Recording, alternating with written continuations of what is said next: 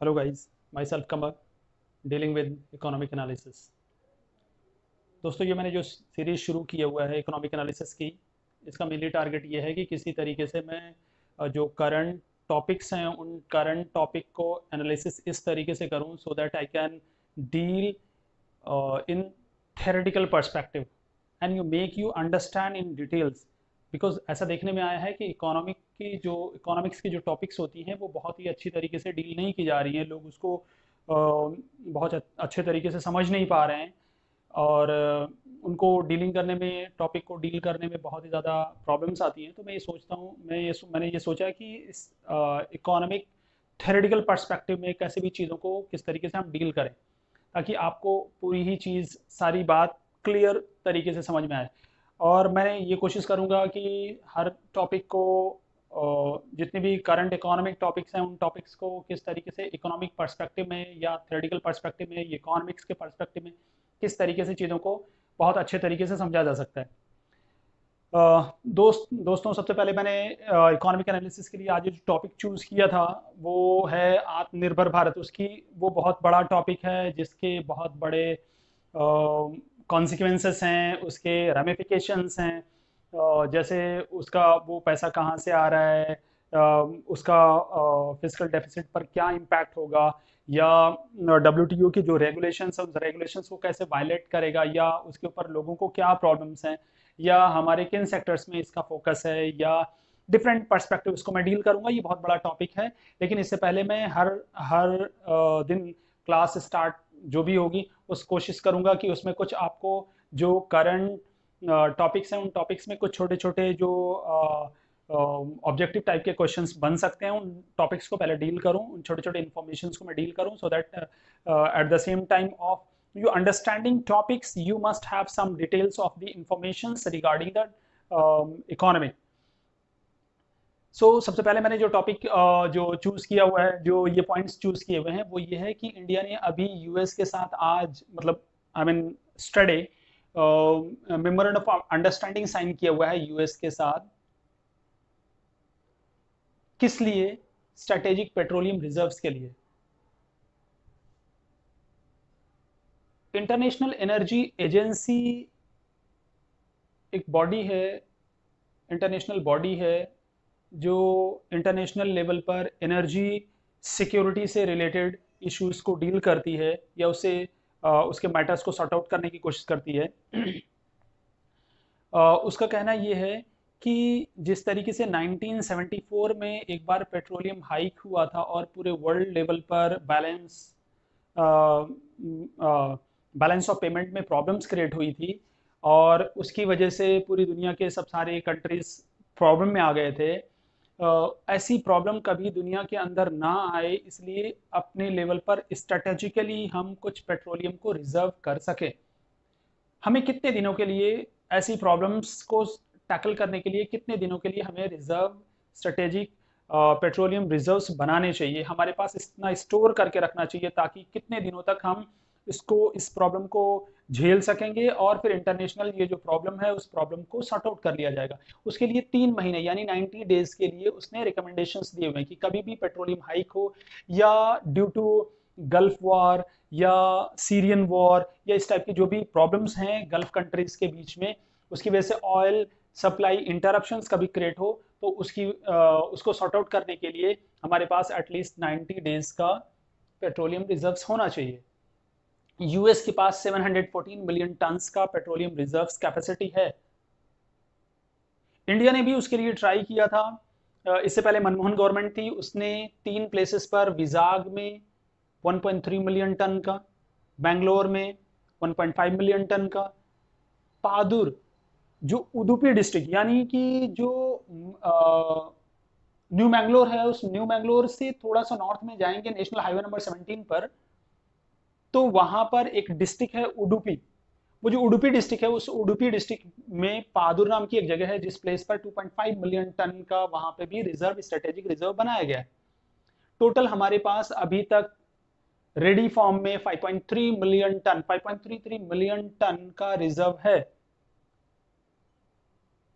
NDA government ने अभी recently 2 और जगह पर 6.5 मिलियन टन का रिजर्व बनाने के लिए उसको अप्रूवल दिया हुआ है। एक तो पादुर में ही एक दूसरा 2.5 मिलियन टन का रिजर्व बनाने के लिए, स्ट्रेटेजिक रिजर्व बनाने के लिए परमिशन दी हुई है। और एक दूसरी जगह पे चांदी खोल में जो कि उड़ीसा में है। उड़ीसा में अक्सर सारी जगह ऐसा लगता है कि जैसे चांदी के नाम से ही होती है, जैसे चांदीपुर, जहाँ पे इंटीग्रेटेड आर्मी टेस्ट रेंज का जो हमारे जो मिसाइल लॉन्चिंग सेंटर है, तो उसका भी नाम चांदीपुर है। तो ये भी चांदी खोल है, बिल्कुल कटक के थोड़ा सा नॉर्थ में है। कटक और डिस्ट्रिक्ट है, कटक डिस्ट्रिक्ट के थोड़ा सा नॉर्थ में है, मैं भूल रहा हूँ कि वो डिस्ट्रिक्ट एक और है जिसके बीच में दोनों है। तो चांदीकुल बिल्कुल थोड़ा सा नॉर्थ में है, कटक डिस्ट्रिक्ट के पास में, उड़ीसा में है, जिसमें 4 मिलियन टन की कैपेसिटी का स्ट्रेटेजिक रिजर्व बनाया जाएगा। अच्छा, इंडिया के ये बनाया जाएगा, इसके ऊपर क्वेश्चन पूछे जा सकते हैं कि इंडिया के अंदर कौन कौन से स्ट्रेटेजिक पेट्रोलियम रिजर्व्स कहाँ कहाँ पे हैं, कौन सा नहीं है, क्या है, या ये पूछा जा सकता है कि इंडिया का सबसे बड़ा पेट्रोलियम रिजर्व्स क्या है। ये तो अंडर अभी अप्रूवल मिला हुआ है, अंडर कंस्ट्रक्शन है, बट अभी रिजर्व रेडी फॉर्म में हमारे पास पादुर में 2.5 मिलियन टन का है। इन सब सारे, एक दूसरा क्वेश्चन ये पूछा जा सकता है कि इंडिया के अंदर ये जो पेट्रोलियम रिजर्व्स है, इस पेट्रोलियम रिजर्व को कौन हैंडल करता है। तो हमारे यहाँ एक बॉडी है जिसका नाम है ISPRL, Indian strategic petroleum reserve limited. ये कंपनी है जो कि सब्सिडियरी है oil India development board, oil India development board, जो कि ministry of oil and natural gas के अंडर में आता है। एक बॉडी है जो यहीं पे नोएडा सेक्टर नंबर 73 के पास में इसका हेडक्वार्टर है, OIDB का बोर्ड का। उसकी एक सब्सिडरी कंपनी है। उस कंपनी हमारे यहाँ इन जो भी स्ट्रेटेजिक पेट्रोलियम रिजर्व्स हैं उनको हैंडल करता है। क्वेश्चन पूछा जा सकता है कि इसमें से कौन सी बॉडी है जो हमारे यहाँ स्ट्रेटेजिक पेट्रोलियम रिजर्व को टैकल करता है या उसको मेंटेन करता है, ये क्वेश्चन हो सकता है। अच्छा, यूएस, इंडिया ने मेमोरेंडम ऑफ अंडरस्टैंडिंग साइन किया हुआ है यूएस के साथ में। हमारे जो धर्मेंद्र प्रधान जो हमारे पेट्रोलियम मिनिस्टर हैं, उस पेट्रोलियम मिनिस्टर ने जो यूएस के सेक्रेटरी ऑफ एनर्जी हैं यानी डॉन ब्रूलेट, उस डॉन ब्रूलेट के साथ एग्रीमेंट साइन हुआ है। उस एग्रीमेंट में ये हुआ है कि यूएस के अंदर स्ट्रेटेजिक पेट्रोलियम रिजर्व्स में हमारे लिए, इंडिया के लिए, इंडिया से बाहर अब्रॉड हम कुछ स्ट्रेटेजिक पेट्रोलियम रिजर्व्स को मेंटेन करें ताकि हमारी प्रॉब्लम्स को सॉर्ट आउट हो। अच्छा, इसके साथ साथ एक और क्वेश्चन पूछा जा सकता है, ये एग्रीमेंट साइन हुआ है, ये क्वेश्चन पूछा जा सकता है कि किस कंट्री के साथ स्ट्रेटेजिक पेट्रोलियम रिजर्व साइन हुआ है, यूएस। अच्छा, एक चीज और हो सकती है कि इंडिया ने सिंस 2017 गल्फ कंट्रीज से पेट्रोलियम इंपोर्ट की जगह पे अब outside of the gulf country US से पेट्रोलियम इंपोर्ट करना शुरू कर दिया है, जो कि 2017 से इंक्रीज हुआ है और इंक्रीज होकर के 2019 तक ये यूएस इंडिया का सिक्स्थ लार्जेस्ट ऑयल सप्लायर हो गया है,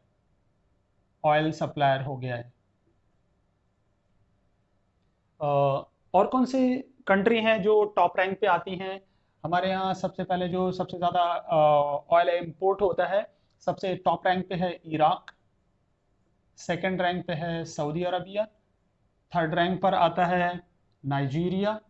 इससे पहले ईरान था, लेकिन अभी एक्चुअली ईरान के ऊपर कई सारे सैंक्शंस यूएस ने लगाए तो इंडिया ने नाइजीरिया की तरफ ज़्यादा मूव किया, तो अब नाइजीरिया थर्ड रैंक पे आ रहा है। फोर्थ पे है ईरान और फिफ्थ पे है UAE एंड सिक्स्थ यूएस। तो ये क्वेश्चन पूछा जा सकता है कि कौन सी कंट्री है जिनसे सबसे ज़्यादा ऑयल पे इंपोर्ट करता है, या यूएस कौन सी रैंक पे है, या किस कंट्री के साथ स्ट्रेटेजिक पेट्रोलियम साइन किया गया, या हमारे पास कौन कौन से स्ट्रेटेजिक रिजर्व्स हैं, या उसको कौन हैंडल करता है। ये कुछ क्वेश्चन हो सकते हैं। सेकंड टॉपिक है दैट इज रेडेक्स प्लान। रेडेक्स प्लान क्या है? वोडाफोन आइडिया का एक 4G नेटवर्क है, 4G नेटवर्क प्लान है जो उसके प्रीमियम कस्टमर्स को हाई स्पीड नेट प्रोवाइड करता है। वोडाफोन का 4G नेटवर्क है जो उसके प्रीमियम कस्टमर्स को हाई स्पीड नेटवर्क प्रोवाइड करता है। 4G नेटवर्क पर वो नॉर्मल कस्टमर्स को भी नेट प्रोवाइड करता है। 4G नेटवर्क पर ही वो अपने प्रीमियम कस्टमर्स को हाई स्पीड नेट प्रोवाइड करता है। अच्छा, ये जो नेट प्रोवाइड करता है उसके इस प्लान को, यानी प्रीमियम कस्टमर्स को जो नेट प्रोवाइड करता है इस प्लान को रेडेक्स प्लान बोला जाता है, जिसके ऊपर तराई को, जो हमारी telecom regulatory authority of India है, उसको प्रॉब्लम थी। प्रॉब्लम ये है कि 4G नेटवर्किंग पर वो अपने नॉर्मल कस्टमर्स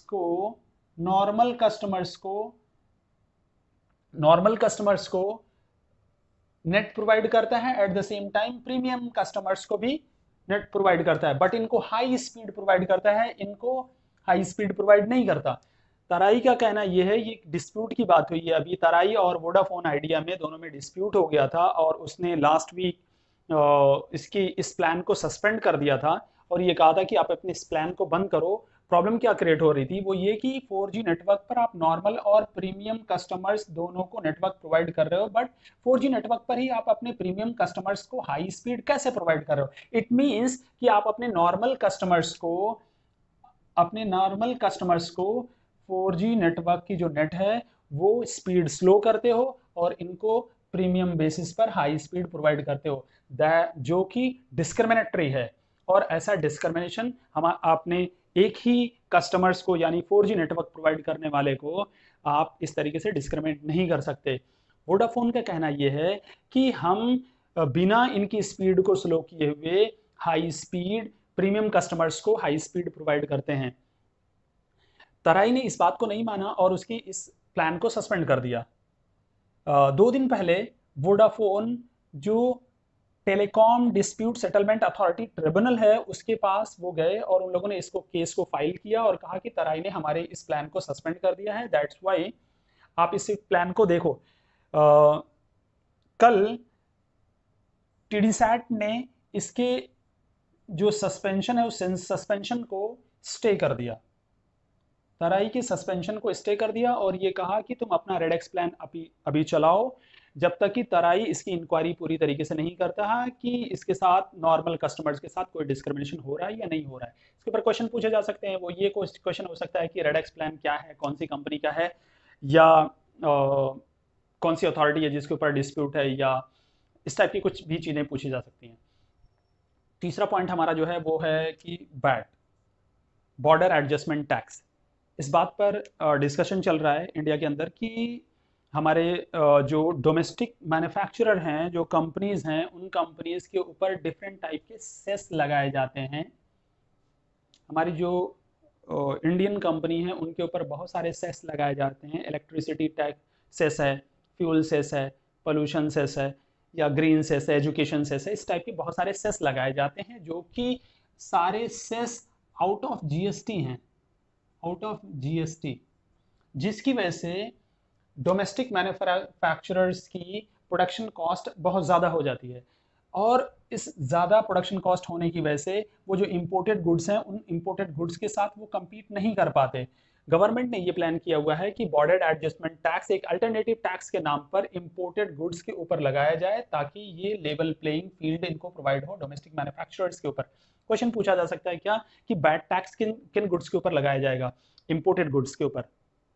किस लिए लगाया जा रहा है? ताकि डोमेस्टिक मैन्युफैक्चरर्स को लेवल प्लेइंग फील्ड प्रोवाइड हो और वो लोग इंडिया के अंदर अपने प्रोडक्शन कॉस्ट को डाउन कर सकें या प्रोडक्शन कॉस्ट को इंपोर्टेड गुड्स के बराबर किया जा सके।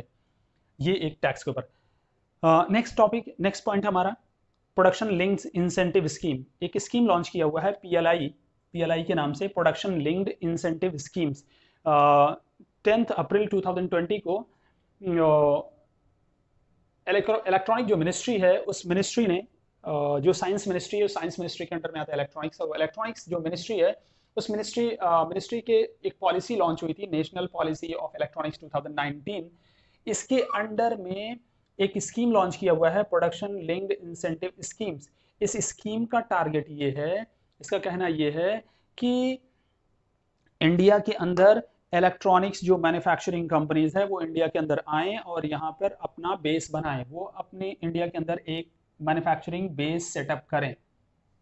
अगर वो सेटअप करते हैं तो हम उनको कुछ इंसेंटिव्स देंगे, उनको हम इंसेंटिव्स देंगे। किनको दिया जाएगा? तो उसके लिए गवर्नमेंट ने क्राइटेरिया बनाया हुआ है कि कुछ इलेक्ट्रॉनिक फर्म्स हैं जिन जो लोग पर्टिकुलर क्राइटेरिया फुलफिल करेंगे, उस क्राइटेरिया के बेसिस पर हम आपको इंसेंटिव्स देंगे। सबसे पहले तो मैं आपसे बात करता हूं कि क्राइटेरिया क्या है। क्राइटेरिया क्या है? क्राइटेरिया, दो क्राइटेरिया है इसकी। सबसे पहले क्राइटेरिया तो ये है, तीन क्राइटेरिया उसकी, कि ये अ, उन कंपनीज को दिया जाएगा जो लोग 15,000 या उससे ज़्यादा 15,000 रुपीज़ से ज़्यादा का कोई प्रोडक्ट वो लोग बनाते हैं या अब्रॉड सेल करते हैं। 15,000 का कोई मोबाइल हो या कोई भी ऐसा प्रोडक्ट बनाते हैं जो इंडिया के अंदर बनाते हैं और वो सेल करते हैं बाहर, उन प्रोडक्ट्स के ऊपर अगर वो इंडिया के बाहर किसी भी कंट्री में वो सेल करते हैं और उनका cell 20,000 crore in 5 year, 5th years में, ये स्कीम जो है वो 5 साल के लिए प्रोवाइड किया जा रहा है। ये 5 ईयर्स के लिए प्रोवाइड किया जाएगा और 5th ईयर में, बाई 5th ईयर 20,000 करोड़ की सेल होनी चाहिए, सेल होनी चाहिए, उनकी सेल होनी चाहिए बाहर, बाहर कंट्रीज में।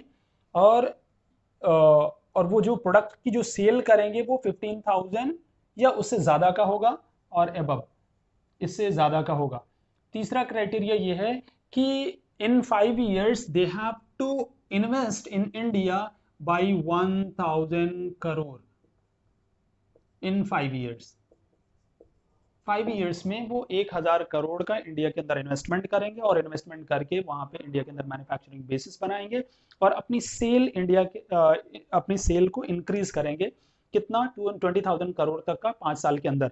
अगर ये इंक्रीज कोई क्राइटेरिया फुलफिल करता है तो उसकी बेसिस पर उनको इंडिया के अंदर सेटअप करने का, इंडिया के अंदर वो परमिशन दी जाएगी। कितनी कंपनीज हैं? 5 global companies, 5 global electronic companies and 5 domestic companies को सेलेक्ट किया जाएगा और इनको कुछ इंसेंटिव्स दिए जाएंगे अगर वो लोग ये क्राइटेरिया फुलफिल करते हैं। क्या इंसेंटिव दिया जाएगा? 6% to 4%, यानी पहले के स्टार्टिंग के जो 2 ईयर्स हैं वो 2 ईयर्स में उनको 6% का इंसेंटिव दिया जाएगा। इंसेंटिव किस टाइप का हो सकता है? हो सकता है कि उनको जो गवर्नमेंट टैक्सेस लगाएगी उस टैक्सेस के ऊपर रिलैक्सेशंस मिले, जितना भी सेल होगा उस सेल का इंक्रीमेंटल जो सेल होगा, इंक्रीमेंटल सेल के ऊपर गवर्नमेंट 6% का इंसेंटिव देगी पहले 2 साल तक। उसके बाद 2 साल तक 5% का इंसेंटिव देगी और एक लास्ट ईयर यानी 5th ईयर में वो गवर्नमेंट उसको 4% का इंसेंटिव देगी, जिसकी वजह से अभी ये रिसेंटली न्यूज़ में है क्योंकि ये 31 जुलाई को इसकी लास्ट डेट है उसकी फॉर्म को अप्लाई करने के लिए। और अप्लाई करके वो कंपनीज यहाँ पे इंडिया के अंदर सेटअप करेंगी। बहुत सारी कंपनीज है जो आईफोन वगैरह की मैन्युफैक्चरिंग यहाँ पे इंडिया के अंदर सेटअप करने के लिए बहुत ही ज़्यादा वो लोग उत्साहित हैं। और इवन जो चाइना की बहुत सारी कंपनीज है उन सब सारी कंपनीज को बहुत ज़्यादा एप्रीहेंशंस हैं क्योंकि इंडिया और चाइना के साथ बहुत ज़्यादा बॉर्डर डिस्प्यूट्स हैं और वो जो स्टैंड अप हो गया है जो चाइना को लेकर के, तो चाइना और इंडिया के जो बॉर्डर को लेकर के वहाँ पे जो डिस्प्यूट है उस डिस्प्यूट के वो बहुत ज़्यादा एप्रीहेंसिव हैं कि इंडिया के अंदर इन्वेस्टमेंट करें ना करें, क्या प्रॉब्लम हो सकती है। तो ये प्रोडक्शन लिंक्ड इंसेंटिव स्कीम्स है जिस स्कीम के थ्रू इंडिया के अंदर मैन्युफैक्चरिंग या आत्मनिर्भर भारत को प्रमोट करने के लिए गवर्नमेंट ने ये प्रपोजल दिया हुआ है। एक लास्ट हमारा पॉइंट है वो है CAIT, confederation of all India traders. ये क्वेश्चन पूछा जा सकता है ये कि CAIT ये कैसी बॉडी है? ये स्मॉल ट्रेडर्स की बॉडी है जिनका काम ये है कि स्मॉल ट्रेडर्स के इंटरेस्ट को प्रोटेक्ट करना। उन्होंने अभी रिसेंटली ये बताया हुआ है कि कोविड-19 की वजह से इंडिया में जो रिटेल सेक्टर हैं, रिटेल जो ट्रेडिंग है उसमें 15.5 लाख करोड़ का नुकसान हुआ है। Suffered, it has suffered 15.5 lakh crore. तो ये जो नुकसान हुआ है उस कोविड-19 की वजह से, ये रिसेंटली उसने न्यूज़ दिया है। क्वेश्चन ये पूछा जा सकता है कि ये CAIT ये किस टाइप की बॉडी है, तो ये एक स्मॉल ट्रेडर्स बॉडी है। अच्छा, ये वीडियो काफ़ी बड़ी होती जा रही है, तो इसकी वजह से मैं सोच रहा हूँ कि अभी जो टॉपिक हम एनालिसिस करेंगे वो अगली वीडियो में करते हैं। और पहली वीडियो में मैं कोशिश ये करूँगा कि पहली वीडियो में आपको कुछ इन्फॉर्मेशंस दूँ, और दूसरी जो सेकंड वीडियो बनाऊँ उसमें किसी भी टॉपिक को प्रॉपर एनालिसिस करूँ, so that you can focus properly. Thank you so much.